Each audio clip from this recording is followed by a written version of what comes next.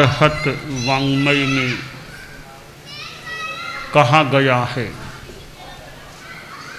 मुसा wow ये लोगम्य सव्वसाहू him गरहि ओ अविश्वासोय भूयानम तम्हा मोसम विवज्जय। हमारी यह धर्म यात्रा, अध्यात्म यात्रा चल रही है। यात्रा दो प्रकार की हो जाती है, एक पैरों से चल कर के या वाहन से चल कर के होने वाली यात्रा। आदमी एक शहर से दूसरे शहर में जाता है, एक देश से दूसरे देश में जाता है, एक राज्य से दूसरे राज्य में जाता है, एक जिले आदि से दूसरे जिले आदि में जाता है। भले पैरों से चलकर जाए, चाहे व्हील चेयर नुमा साधन से जाए, चाहे कार आदि वाहनों से जाए, यह भी एक यात्रा है। दूसरी यात्रा, यह जत्ता, शास्त्र में पाठ है, जत्ता भे जवनिजम चभे। यह जत्ता यात्रा जो मानो धर्म की यात्रा, अध्यात्म की यात्रा, एक गांव में रहते हुए भी, चतुर्मास में एक जगह रहते हुए भी वह धर्म यात्रा चलती रह सकती है, अध्यात्म यात्रा चलती रह सकती है। जो साधना धर्म की, अध्यात्म की जो भी आगम में निर्दिष्ट है यात्रा के बारे में, वह क्रम चलता है तो वह भी यात्रा होती है। हम लोग धर्म की यात्रा तो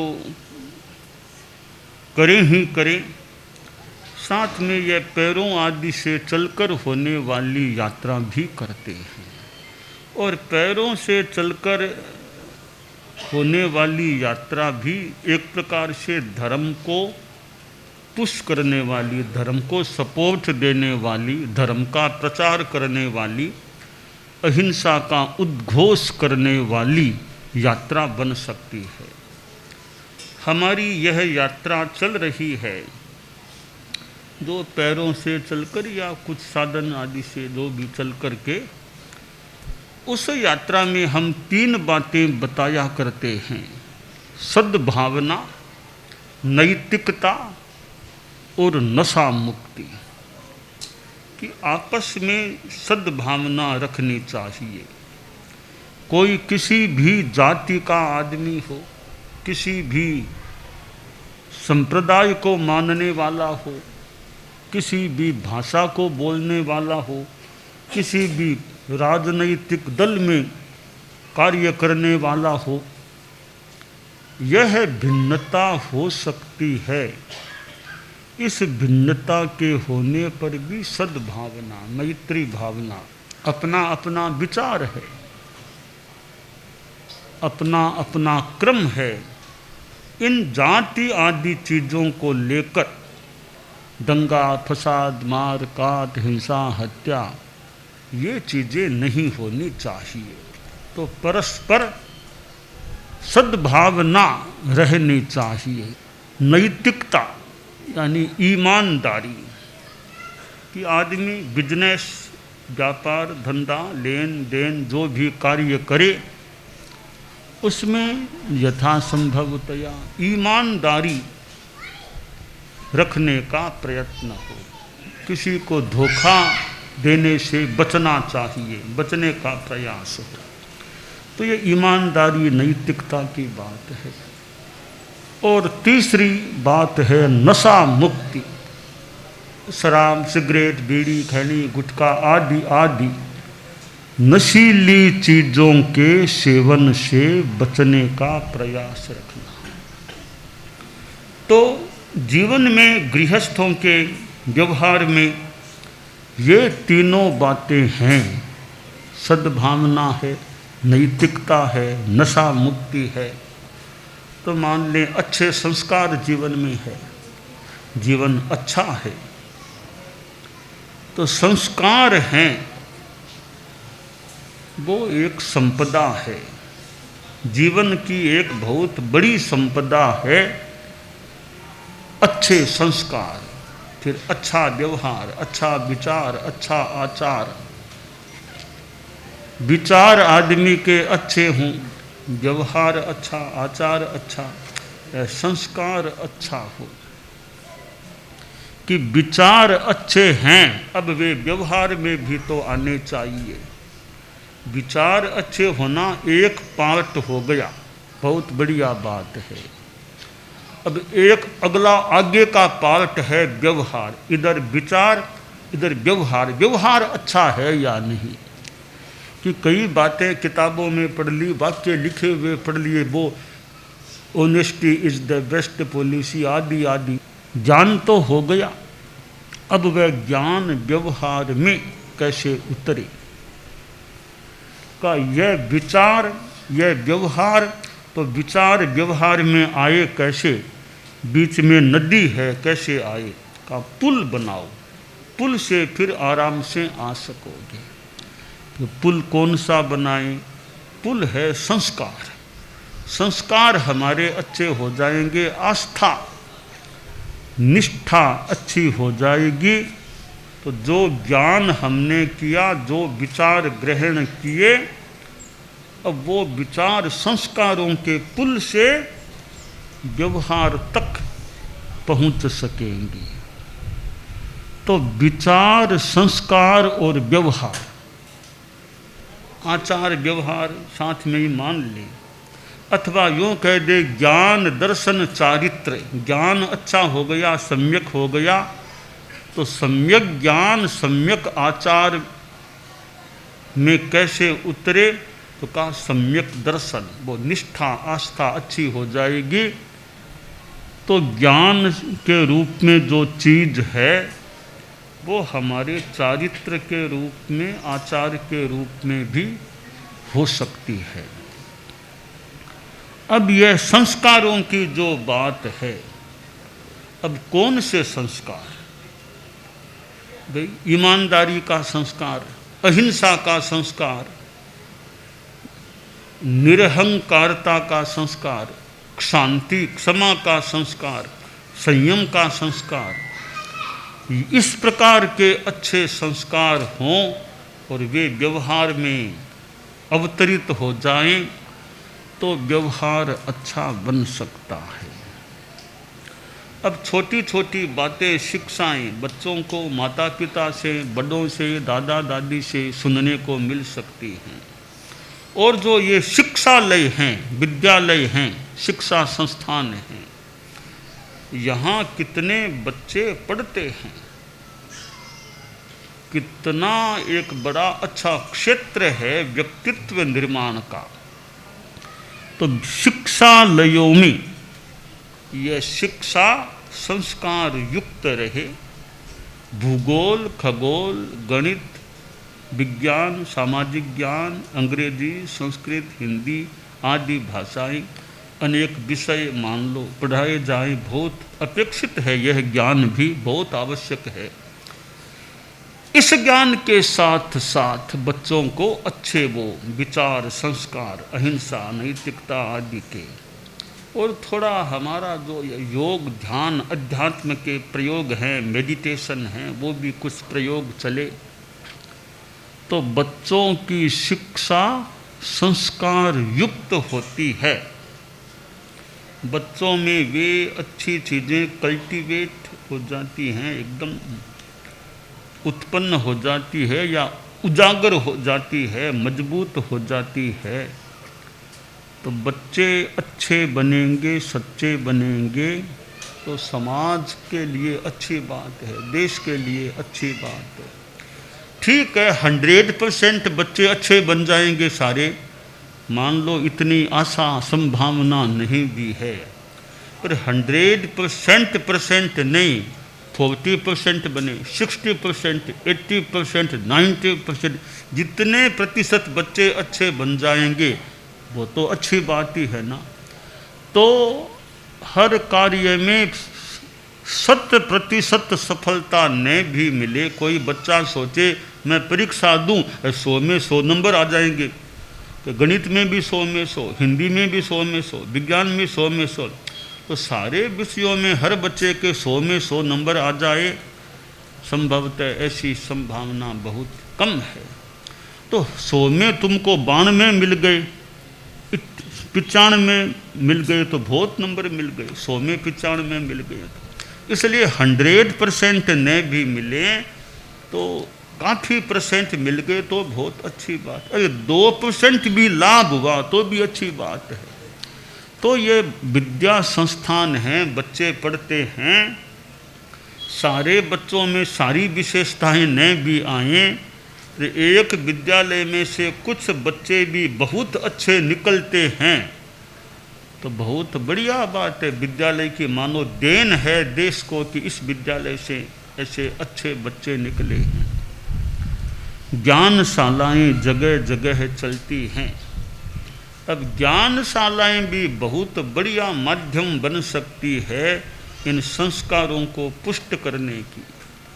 जहाँ धार्मिक ज्ञान बच्चों को मिले कि गति 4, जाति 5, काया 6 आदि आदि बातें जानने को मिले, और साथ में ये अच्छे संस्कार मिलें धर्म के, तो छोटे छोटे बच्चों को कुछ ज्ञान देना, धार्मिक बोध देना, अच्छी शिक्षाएं देना, संस्कार देना, उनके व्यक्तित्व का निर्माण करने का प्रयास करना, यह एक सेवा है, बाल पीढ़ी की सेवा है, मानो समाज की सेवा है।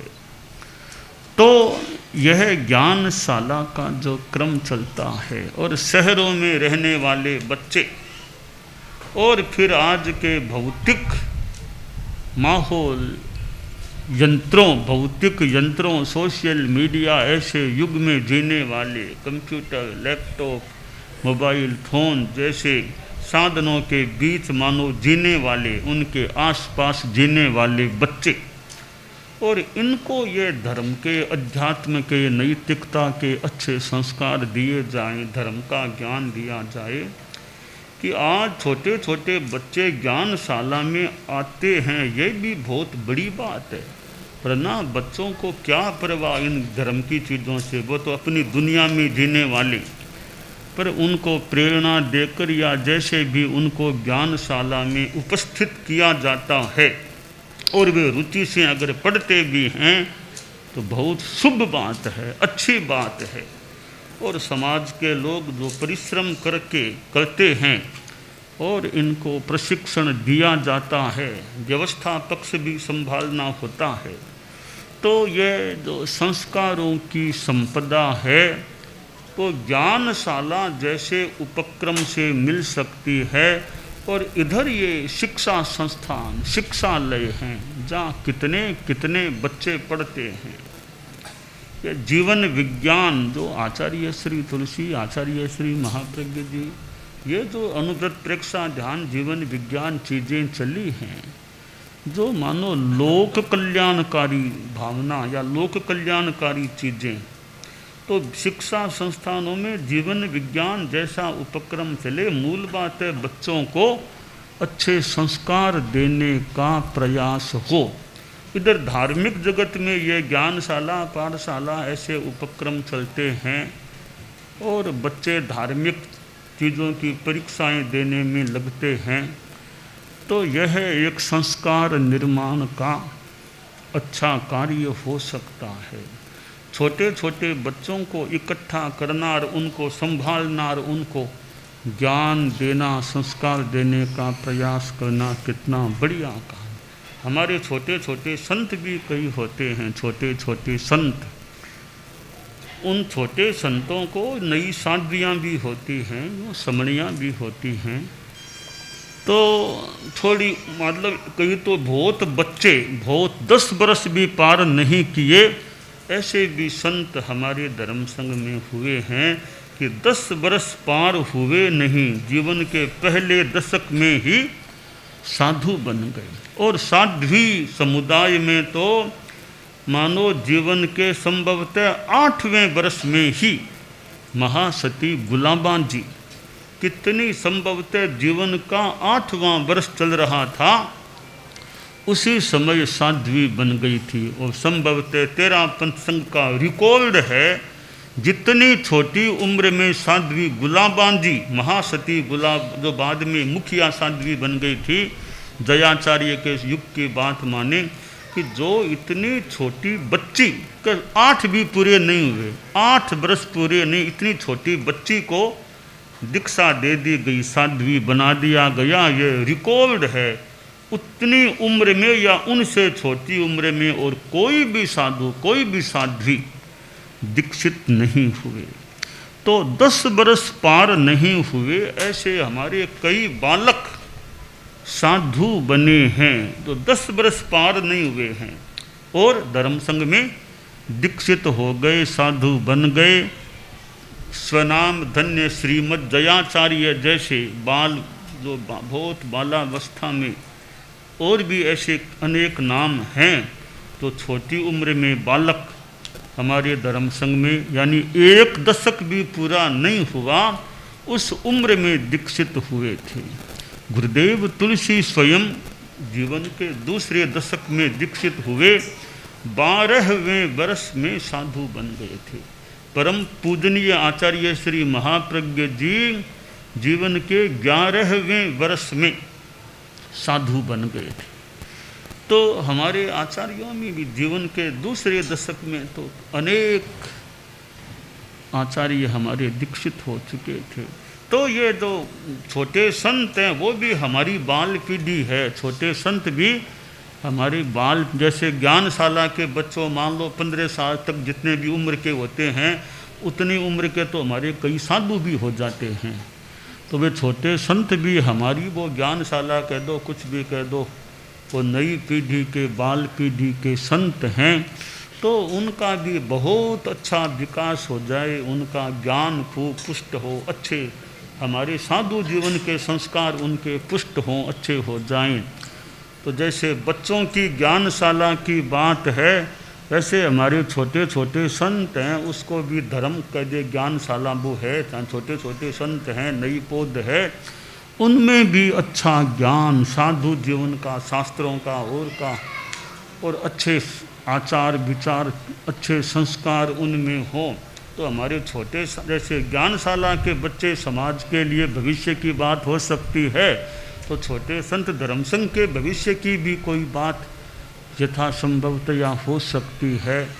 तो यह संस्कारों की जो बात है कि अच्छे संस्कार, आज दुनिया में कितना यूँ विकास हो रहा है, कितना विज्ञान कह दें, तकनीकी कह दें, कितना विकास हो रहा है, कितनी सुविधाएं हो गई हैं। और ये सोशल मीडिया और मोबाइल फ़ोन के युग में कितनी सुविधा, कितनी अनुकूलताएं हो गई हैं कि कहाँ जाना है मोबाइल फ़ोन में देख लो, कैसे क्या रोड, कैसे क्या नक्शा देख दिखा के अपना पहुँच जाओ। कितनी बड़ी सुविधा हो गई। अपने मोबाइल फ़ोन पास में बस देख लो, वो जगह कहाँ पर है, लोकेशन कहाँ पर है, उस हिसाब से चलते रहो। यानी कितनी सुविधाएं होगी। कहाँ जाना है, कितनी दूरी देख लो, यहाँ से कितनी दूरी है, कौन सा रास्ता है। तो ऐसा यह युग जहाँ इतना तकनीकी कह दें, विज्ञान जो भी विकास हुआ है, और कितनी उपयोगिता भी है। घर बैठे बैठे प्रवचन सुन लो, कि यहाँ आने में दिक्कत है तो घर बैठे बैठे ही सुन लो। यूट्यूब आदि सुविधाओं से ऑफिस में बैठे हो, कार में बैठे बैठे, संभवतः देरी होगी तो कार में बैठे बैठे ही सुन लो प्रवचन। इतनी सुविधाओं का ये युग है। अपनी अपनी उपयोगिता भी है यंत्रों की। कितनी इस यंत्रों की उपयोगिता और यह वर्तमान का समय, इसमें भी अध्यात्म और धर्म, ये यंत्र हैं, यंत्र काम में लेने ही हैं, तो फिर अध्यात्म धर्म को पुष्टि मिले, पोषण मिले, उसका भी ध्यान दें। कि भाई ठिकाने में रोज आना, दूरी बहुत है, मुश्किल है, तो आपके तो यंत्र पास में हैं, तो आप यंत्रों से और चीज़ें देखते हैं, तो भी धर्म के पोषण, धर्म का पोषण हो, यह भी चिंतन रहे। तो यह संस्कारों की संपदा समृद्ध रहे, यह काम्य है। हम सिद्ध योगी आचार्य श्री महाप्रज्ञ से प्रेक्षा ध्यान का एक प्रयोग करें। आपको एक प्रयोग कराया जा रहे हैं श्वास प्रेक्षा का। 5 सेकंड में श्वास लेना है, 5 सेकंड भीतर रोकना है और 5 सेकंड रेचन करना है और 5 सेकंड बाहर रोकना है। इस प्रकार 20 सेकंड में एक श्वास। सावधान रहे, श्वास भरे, भीतर रोके, रेचन करे, बाहर रोके, श्वास भरे, भीतर रोके, रेचन करे, बाहर रोके, श्वास भरे, भीतर रोके, रेचन करे, बाहर रोके, श्वास भरे, भीतर रोके, रेचन करे, बाहर रोके, श्वास भरे, भीतर रोके, रेचन करे, बाहर रोके, श्वास भरे,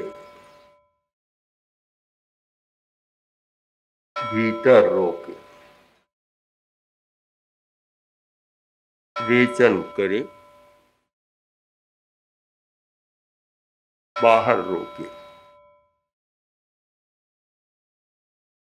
श्वास भरे। प्रयोग संपन्न। तो ये ध्यान के बहुत छोटे प्रयोग कराए हैं और इनका स्वयं बार बार अभ्यास करें तो एक अच्छा अभ्यास हो सकता है। ओम आत्मा।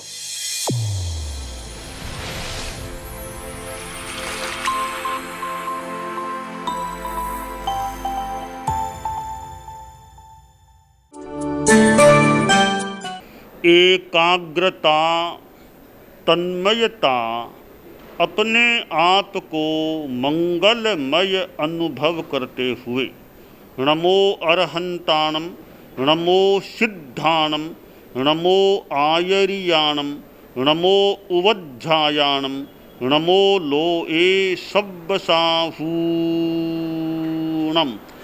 एसो पंचणमुक्कारो सब्ब पावपणासनो मंगलाणं च सब्बेसिं पढ़मं हवइ मंगलम।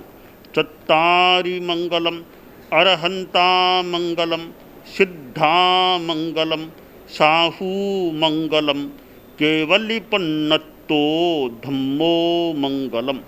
चत्तारि लोगुत्तमा, अरहंता लोगुत्तमा, सिद्धा लोगुत्तमा, साहू लोगुत्तमा, केवलिपन्नत्तो धम्मो लोगुत्तमो।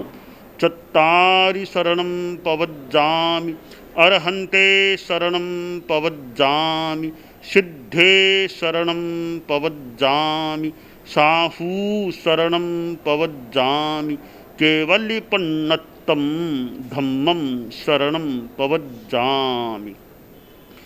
धम्मो मंगलमुक्किट्ठम् अहिंसा संजमो तवो देवावितं नमंसन्ति जस्य धम्मे सयामणो।